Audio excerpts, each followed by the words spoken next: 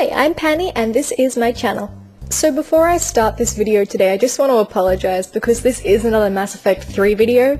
It's mostly just reporting some news that's been released recently around Mass Effect 3, patches, updates, that kind of thing, but it does mean that out of my last 6 videos, 4 of them will have been Mass Effect 3 themed videos, so I do apologize if you're not into Mass Effect 3. I will have some different videos up later this week and early next week that aren't going to be about Mass Effect, so look forward to those if you're not a Mass Effect fan, but otherwise today I just want to talk about the news and stuff about Mass Effect, so here it is.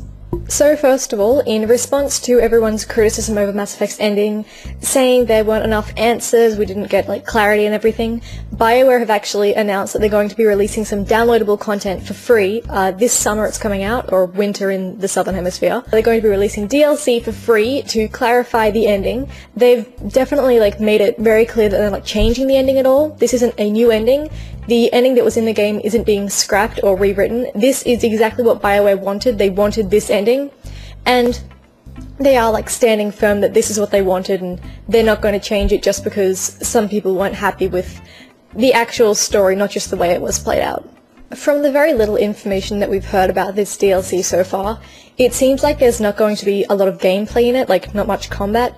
It seems like it's going to be more about cinematics, maybe a few conversation scenes, but not a lot of new gameplay. It doesn't seem like they're going to add a big final boss fight or anything, so I am interested to see what happens, but I'm mostly going to be happy to just get some answers because, like I said in another one of my videos, it's going to be nice to be able to finish the trilogy with some nice cemented answers just to know what happened to a lot of these characters that we invested the time and emotions into, to have a definite answer, and hopefully it won't be too depressing or not what people wanted, because my biggest fear about this is if they don't do this well, if they don't pull it off well, I don't know what the backlash is going to be like, but judging by what's happened just from Mass Effect 3's normal ending without all this, and just seeing the criticism from that, if this DLC doesn't go well, I truly fear as to what the fans are going to do to BioWare. Just what are they going to say? What are they going to do this time? The cupcakes thing. So it's all going to be a big mess if it's not exactly what the fans want, but hopefully it will be pulled off and they'll take the criticism in and just throw out something that's perfect and that no one can complain about, fingers crossed. Along with the announcement for the Extended Cut DLC, BioWare also announced the Resurgence Pack, which is an online multiplayer pack coming next week for free to the online multiplayer in Mass Effect.